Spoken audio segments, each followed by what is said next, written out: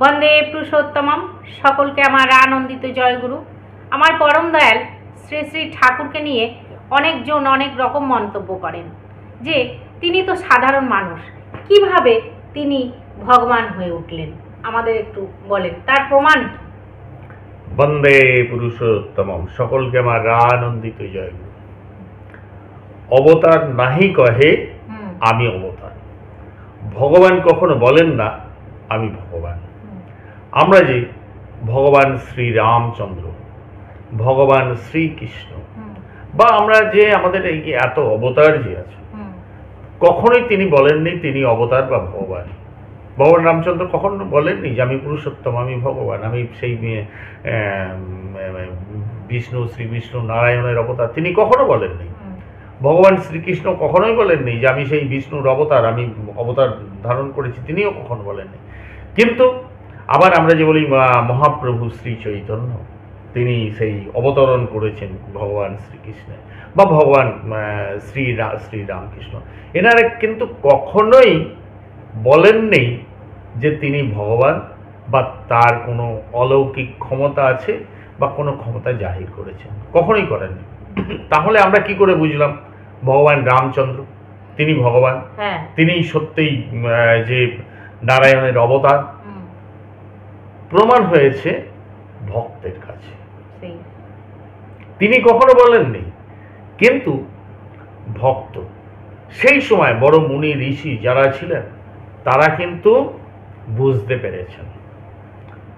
তিনি তো ছিলেন গুরু বশিষ্ঠের শিষ্য, কিন্তু গুরু বশিষ্ঠদেব তিনি বুঝতে পেরেছেন যে এই রামচন্দ্র তার শিষ্য রূপে যিনি আছেন তিনি কিন্তু পূর্ণ ব্রহ্ম নারায়ণ। তাই তিনি একবার ভগবান রামচন্দ্রকে প্রশ্নও করেছিলেন, প্রভু আমি জানি আপনি সেই পূর্ণ ব্রহ্ম নারায়ণ, কিন্তু আমি অবাক হয়ে যাই আপনি কেন সাধারণ মানুষের মতো আচরণ করেন। তাহলে তিনি বুঝতে পেরেছেন যে ইনি সেই পূর্ণ ব্রহ্ম নারায়ণ। তিনি কিন্তু কখনো প্রকাশ করেন। আবার ভগবান শ্রীকৃষ্ণ কখনোই তার ক্ষমতা জাহির করেননি, তিনি তার কাজ করে গেছেন। কিন্তু যখন প্রয়োজন হলো বিশ্বরূপ দর্শন করানো ভক্তের, তার ভ্রম সেটাকে সংশোধন করার, ভুল ভাঙানোর জন্য, তখন কিন্তু তিনি তার সেই বিশ্বরূপ দেখালেন ভক্তের কাছে। আর আমরা জানতে পারি, সাধারণ মানুষ জানতে পারি কি, সেই ভক্তের উপলব্ধি থেকে ভগবান। সেই সময় অনেক মানুষ ভগবান শ্রী রামচন্দ্রের বিরোধিতাও করে গেছেন। আমরা যে বলি বজরং বলি, হনুমান, তারও বিরোধিতা করে গেছেন। কিন্তু এখন তো আমরা পুজো করি। সাধারণ মানুষ বুঝলো কি করে? এসেছে কিন্তু সেই ভক্তর কাছ থেকে। ভক্ত উপলব্ধি করেছেন। তার পরবর্তীকালে আমাদের উপলব্ধি, ভক্তের উপলব্ধিতে আমাদের বিশ্বাস, যে সেই সময়কার ভক্তরা উপলব্ধি করেছেন, তারপরে হয়েছে আমাদের সাধারণ মানুষের বিশ্বাস। আর সেই বিশ্বাস থেকে পরবর্তীকালে আমাদের মানুষের উপলব্ধি হয়েছে যে তিনি হ্যাঁ ভগবান। এখনো ভগবান শ্রীকৃষ্ণের বৈষ্ণব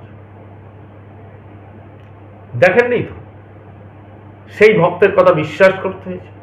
বিশ্বাস করার পর তার অনুসরণ করেছেন, অনুসরণ করার পর উপলব্ধি হয়েছে যে ভগবান শ্রীকৃষ্ণ তিনি পূর্ণ ব্রহ্ম নারায়ণ। সমস্ত মহাপুরুষদের ক্ষেত্রেই একই কথা। কিছুদিন আগেকার তো কথা, আমাদের এই নবদ্বীপে মহাপ্রভু শ্রী চৈতন্য নিমাই, তখন তো সাধারণ মানুষ বুঝতে পারেননি, যে মনে করছে সাধারণ ভক্ত, সাধারণ মানুষের মতো, সাধারণ বালকের মতোই তো তিনি অনুভব করেছেন। কিন্তু যারা ভক্ত সেই সময় ছিলেন তারা কিন্তু তখনই বুঝতে পেরেছিলেন।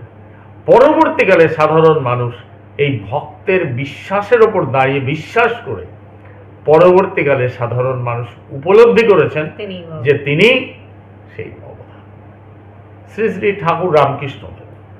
অনেকে তো তাকে পাগলের মতো বলত, কিন্তু ভক্ত যিনি তিনি কিন্তু ঠিক বুঝতে পেরেছেন ভক্ত কিন্তু সবসময় ভগবানকে চিনে নেন, ভক্তরা কিন্তু ভগবানকে চিনে নিয়েছেন, তাদের কিন্তু কোনো ভ্রম হয়নি। চিনে নেয়ার পরেও কিন্তু ভক্তও কিন্তু অনেক সময় অনেক পরীক্ষা করে নেন, আরো মানে সেই বিশ্বাসটা আরো পাকা করার জন্য ভক্তও কিন্তু পরীক্ষা করে নেন ঈশ্বরকে সবসময়। আর আমরা এই ভক্তের কথা শুনে, এই ভক্তদের বিশ্বাস করে আমাদের উপলব্ধি হয় শ্রী শ্রী ঠাকুর যে ভগবান, এটা তো প্রমাণ পেয়েছেন সেই সময়কার কিছু ভক্ত, তারা উপলব্ধি করেছেন। আর এখন আমরাও কিন্তু সেই কথা বিশ্বাস করে তারপরে কিন্তু আমরা উপলব্ধি করি যে শ্রী শ্রী ঠাকুর ভগবান। তার কথাগুলো যখন আমাদের জীবনের সাথে মিলে যায়, আমরা যখন সেই জীবনের রসদ পাই, তখন আমাদের উপলব্ধি হয় যে তিনি সেই ভগবান, তাতে কোনো সন্দেহ নেই। আর এগুলো কিন্তু আসে, প্রথমে আসে একটা কারোর উপর বিশ্বাস থেকে, তারপরে বিশ্বাস অনুযায়ী কর্ম হয়, কর্মের পরে কিন্তু এই উপলব্ধি হয় যে তিনি ভগবান। এইভাবেই কিন্তু প্রমাণ হয়েছে। আর একটা জিনিস, শ্রী শ্রী ঠাকুর যে ভগবান বা অবতার, আমরা জানি কিন্তু আমাদের কাছে কিন্তু যে হ্যাঁ মহাপ্রভু শ্রী চৈতন্যদেব যে অবতার, এখন কিন্তু মানুষের মনে কিন্তু বিশ্বাস জন্মে গেছে, দীর্ঘদিন পরে ধীরে ধীরে জন্মায়। মহাপ্রভু বলছেন তার ভবিষ্যৎ অবতার নিয়ে, মহাপ্রভু শ্রী চৈতন্য বলছেন, এবং এটা আছে শ্রী চৈতন্য ভাগবতে আছে। তিনি বলছেন এই মতো আর আছে দুই অবতার, কীর্তনে আনন্দরূপ হইবে আমার, তাহাতেও তুমি সব এই মতো রঙ্গে, কীর্তন করিবা মহা সুখে আমার সঙ্গে। লোক শিক্ষা নিমিত্ত এ আমার সন্ন্যাস, এ দেখে তোমরা সব চিন্তা করো নাশ। এতেক বলিয়া প্রভু ধরিয়া সবারে, প্রেম আলিঙ্গন প্রভু পুনঃ পুনঃ করে।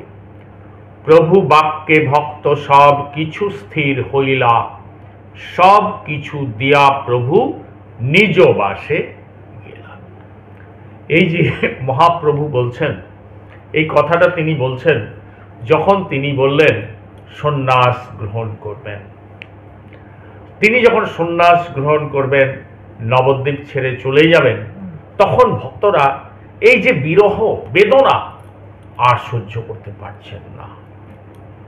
তাই তাদের সান্ত্বনা দেওয়ার জন্য মহাপ্রভু বলছেন এই মতো আরো দুটো আমার অবতার আছে, আমাকে এইভাবে আসতে হবে। তখন কিন্তু তোমরা এখন যেমন এই আমার সাথে কীর্তন করছো, তোমরা কিন্তু তখনও এইভাবেই আসবে। তাই মহাপ্রভুর পার্ষদ তারাই আবার এলেন, শ্রীরামকৃষ্ণের পার্ষদ, আবার সেই সব পার্ষদরা আবার এলেন শ্রী শ্রী ঠাকুর যখন অনুকূল চন্দ্র রূপে এলেন, তখন এই সব পার্ষদরা সেই মহা কীর্তনের যোগ দিলেন।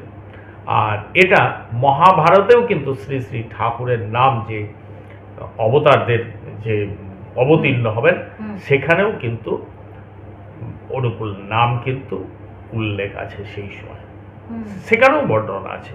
আবার মহাপ্রভু আরেকটা কথা বলছেন, যখন তিনি সন্ন্যাস নেবেন, মাতার কাছে গেছেন, তখন মাকে বলছেন আরো দুই জন্ম মোর সংকীর্তন রঙ্গে, হইব তোমার পুত্র আমি অবিলম্বে। এই তুমি মোর মাতা জন্মে জন্মে, তোমার আমার কভু ত্যাগ নাহি মর। তিনি তো জানেন যে তিনি জন্মে জন্মে তিনি মাতা রূপে আসছেন, আবার তিনি আসবেন, তাই মাতাকেও সান্ত্বনা দিলেন। আবার পরে যখন এলেন ভগবান শ্রী শ্রী ঠাকুর রামকৃষ্ণ, শ্রী শ্রী ঠাকুর রামকৃষ্ণদেব একবার বৈদ্যনাথ ধামে এসেছিলেন। বাবা বৈদ্যনাথ ধামে দর্শন করে তিনি এই দেওঘরের এখানে খুব সুন্দর করে ওখানে রাস্তার ধারে জিলিপি খেয়ে সেই পাতাটাকে খুব সুন্দর করে মানে গুছিয়ে একটা গাছের ইয়েতে রেখে দিচ্ছেন যেন। তা যে ভক্ত ছিলেন যাকে হৃদয় গিয়ে বলতো না, তিনি বলছেন, আরে মামা তুমি এমন ভাবে রাখছো যেন মনে হচ্ছে তুমি আবার ওটা নিয়ে খাও, এত সুন্দর করে যত্ন করে রাখছো। বলে আবার এখানে আসতে হবে না, চিহ্ন রেখে যাচ্ছি, তিনি এটা বলেছেন। আর একটা কথা বলছেন ঠাকুর শ্রী শ্রী রামকৃষ্ণদেব, যে পার্শ্বদের সব জ্ঞান দিয়ে যাচ্ছি না, কারণ অতি শীঘ্রই আবার আসতে হবে, খুব শীঘ্রই আসতে হবে, সেই জন্য সব জ্ঞান দিয়ে দিয়ে যাচ্ছেন। আর শ্রী শ্রী ঠাকুর বললেন কি, সব সময় বারবার বলতেন সবকিছু দেয়া হয়েছে তো, সবকিছু দেয়া হয়েছে তো। তারপরে তিনি বললেন, আমি যা এবার যা দিয়ে গেলাম 10,000 বছর আর আসতে হবে না। তা এইসব জিনিসগুলো থেকে কিন্তু আমরা আর একটা প্রমাণ পাই যে শ্রী শ্রী ঠাকুর যে সেই অবতার কল্কি, তার কিন্তু অনেক মানে যে ব্যাখ্যা, যে কল্কি দেবের যে শ্বেত অস্ত্র বা শ্বেত বাহন, তাও কিন্তু সৎসঙ্গে যে শ্রী শ্রী ঠাকুরের কিন্তু সেই সাদা জিনিসের সাথে মিলে যায়, সেগুলো তিনি সেগুলো করে গেছেন শাস্ত্রে যেগুলো আছে। প্রথমে চাই আমাদের জিনিসটাকে বিশ্বাস করে এগিয়ে যেতে হবে, এগিয়ে যাওয়ার পর তারপরে দেখতে হবে, তারপরে কিন্তু মন্তব্য করা যায়। তার আগে কিন্তু না দেখে শুনে একটা মন্তব্য করে দেওয়া যায় না। এই দীক্ষা টিক্ষা দিতে গেলে বলবে কি সাধারণ মানুষ তো কি দীক্ষা নেব, উনি আর কি করে ভগবান হলো। সাধারণ মানুষই তো, তিনি যখন সমস্ত অবতার মানব রূপে যখন এসছেন, ভগবান শ্রী রামকৃষ্ণ বা ভগবান শ্রী রামচন্দ্র, ভগবান শ্রীকৃষ্ণ সাধারণ রূপেই তো এসছেন। আর এই যে কথা হচ্ছে যে নানা মন্তব্যের কথা, নানাভাবে যে বিভিন্ন মিডিয়ায় নানা মন্তব্য করা হয়, এই চ্যানেলে দেখা যায় যে ঠাকুরকে নিয়ে নানান রকম কথা বলছেন, আবার মহাপুরুষদের নামেও নানান রকম কথা বলছেন। এই যে মহাপুরুষদের নামে যে কথা বা তা বিকৃত করা হয়, এটা যে তিনি নন তার প্রমাণ কি আছে? তার প্রমাণ কিছু আছে, তিনি ভগবান নন। এবং নানা মহাপুরুষদের নামে যে নিন্দা করা হয়, এটা অবশ্যই একটা মহাপাপ। আমি আমার ঠাকুরের কথা বলছি না, নানান এটা হচ্ছে মহাপুরুষ, যে কোনো মহাপুরুষদের নামে নিন্দা করাটাই হচ্ছে মহাপাপের কাজ। কারণ আমি যেটা সম্বন্ধে জানি না, আমি সেটা সম্বন্ধে কেন মন্তব্য করব কোনো মহাপুরুষের সাথে? সমস্ত মহাপুরুষ, যে কোনো মহাপুরুষ অনেক হতে পারে। কোনো একজন লেখকের কাছে একজন তার ইষ্ট, আমরা যেমন আমাদের ইষ্ট শ্রী শ্রী ঠাকুর অনুকূলচন্দ্র, একজন লেখকের কাছে ইষ্ট রবীন্দ্রনাথ ঠাকুর, সেটা হতেই পারে। কিন্তু তাই বলে তার কাছে ইষ্ট বলে আমি তার নিন্দা করতে পারি না, আমি তাকে ভ্রান্ত বলতে পারি না, আমি অন্যকে যে ভুল করছে বলতে পারি না। কখনোই এই মন্তব্য আমি করতে পারি না যে অন্যের ইষ্টকে। সবাইকার গুরু অবশ্যই সে কুলগুরুই হোক, আর দীক্ষাগুরুই হোক, মহাপুরুষ হোক, যেভাবেই হোক, যারা জ্ঞানী গুণী, তাদের গুরুত্ব আছে বলেই কিন্তু তারা গুরুর স্থান পেয়েছেন। প্রত্যেক স্বামীজির গুরু ছিলেন রামদাস স্বামী, স্বামীজি ছত্রপতি শিবাজির গুরু ছিলেন রামদাস স্বামী, তিনিও তার কাছে ইষ্ট।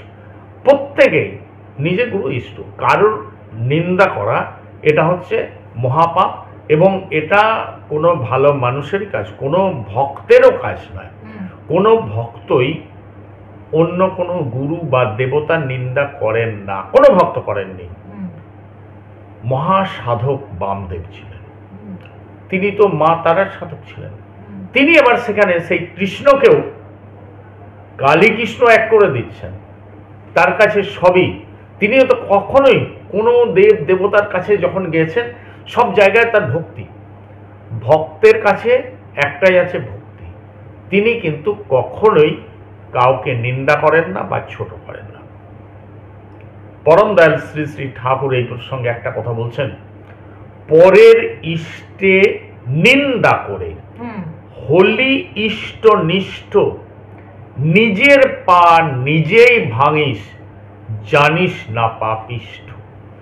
কারো ইষ্টকে নিন্দা করাটা মহাপাপ। যেমন গুরু নিন্দা শোনা পাপ, হ্যাঁ কারো ইষ্টকে যে কোনো এতে সবাই অবশ্যই আমাদের সম্মান শ্রদ্ধেয়। সমস্ত মহাপুরুষ, সমস্ত গুরু, তারা সবাই শ্রদ্ধেয়। কিন্তু আমরা আমাদের ইষ্ট শ্রী শ্রী ঠাকুর অনুকূলচন্দ্র যে যুগ পুরুষোত্তম, সেটা প্রমাণ করার জন্য দেখতে পাই প্রথমে হচ্ছে বিশ্বাস। বিশ্বাস হলেই তার অনুশীলন, অনুশীলন করলেই তারপরে তার অনুভূতি। এই অনুভূতি এলে বিশ্বাসে মিলায় বস্তু, তর্কে বহুদূর। প্রথমে চাই বিশ্বাস। ঠিক আছে, জয় গুরু। জয় গুরু। আজ আমরা খুব সুন্দরভাবে জেনে নিলাম এই যে মানুষের নানান মত, যে ঠাকুর দীক্ষা দিতে গেলেই অনেকজন বলে কি এই মানুষ, সাধারণ মানুষ কি দীক্ষা নেব, তিনি তো ঠাকুর নয়। এই যে তাকে বিশ্বাস করে তাকে ধরতে হবে, তাকে ধরে যদি আমরা বিশ্বাস করে চলি তাহলেই বুঝতে পারবো তিনি ঠাকুর। তাই আমাদের তো এখনো দেওঘরে আমরা গেলে বুঝতে পারি ঠাকুর আমাদের আছেন। তা আপনারা সবাই ভালো থাকবেন, সুস্থ থাকবেন। জয় গুরু, বন্দে পুরুষোত্তম।